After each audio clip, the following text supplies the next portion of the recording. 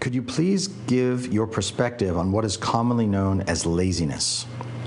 I try not to judge people or myself anymore, but I've always had a tendency to enjoy doing nothing and to much prefer it rather than working, whether professionally or domestically.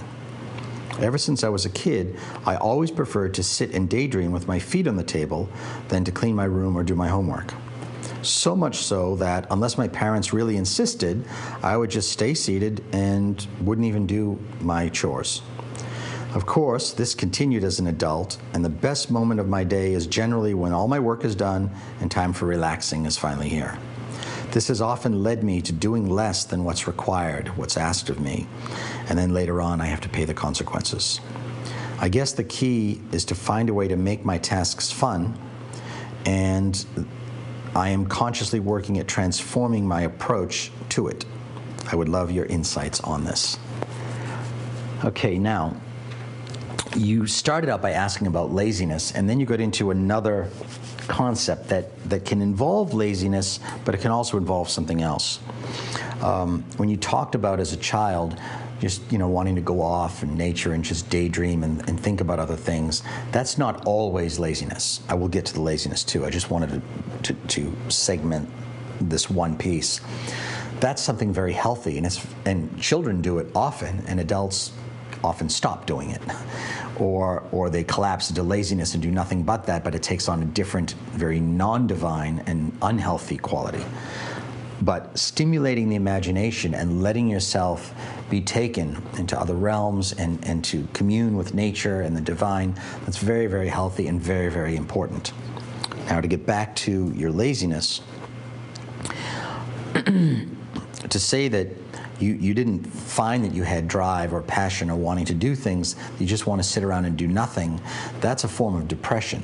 And that's usually surfaces when one or more people have oppressed an individual or shot you down, oppressed in terms of preventing you from being who you are or doing what you're doing, or shooting you down. Like sometimes children have super critical parents when they bring them their dreams and they're all excited and they go, oh, that'll never work, or oh, that's a stupid idea, or oh, why don't you just grow up and stop being so starry-eyed and idealistic, wake up and smell a coffee.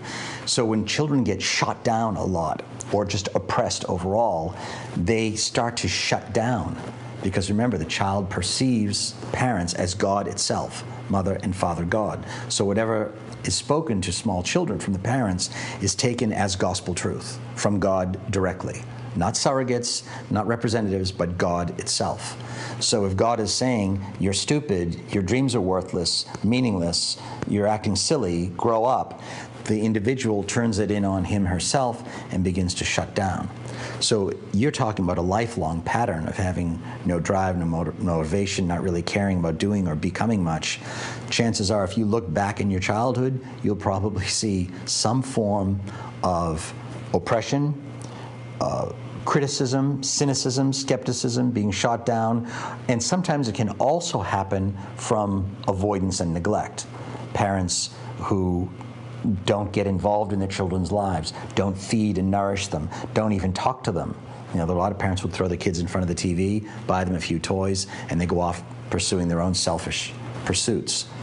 And that can cause the same thing in a child, because children are sitting there beaming, looking up at their parents, wanting to be fed and nurtured and stimulated and being told that they're great and they're wonderful and being invited to share. What were you dreaming? What were your dreams last night? And what do you want to be? And what do you want to do? And then saying, that's great, that's wonderful.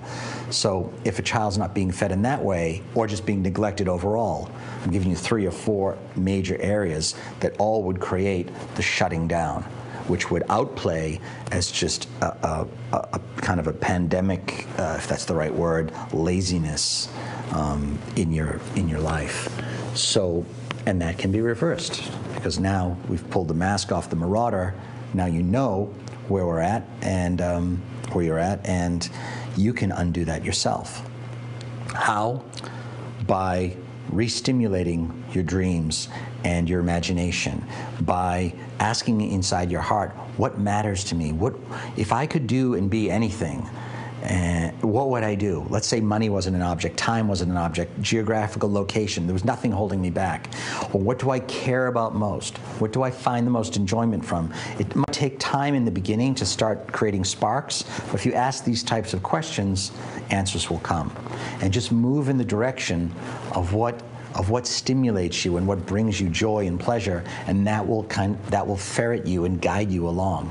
Also, surrounding yourself with people, even if it's only a couple, but tend to surround yourself with people who share your goals and dreams, have similar aspirations, especially spiritually, people who believe in you, people who source and feed and inspire you, people whom you like to emulate or get inspired by. Draw these people to you, and that will start to fan the flames on these embers, and the fires will come back again. And of course, have total forgiveness, acceptance, non-judgment of parents and early role models in your life who might have shut you down. It's important to have the forgiveness and not be in blame or bitterness or resentment or hatred, because that only kills you more and more.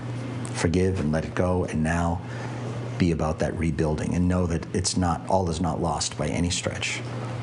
God lives equally inside of every human being, no matter what's happened to you in your past, no matter what condition you find yourself in right now. And there's as much divinity and joy and beauty in everyone. And remember, everything is redeemable, everything is forgivable, everything is transmutable. There's no point in anyone's life whereby you cannot rebuild yourself into your full divine expression in the world.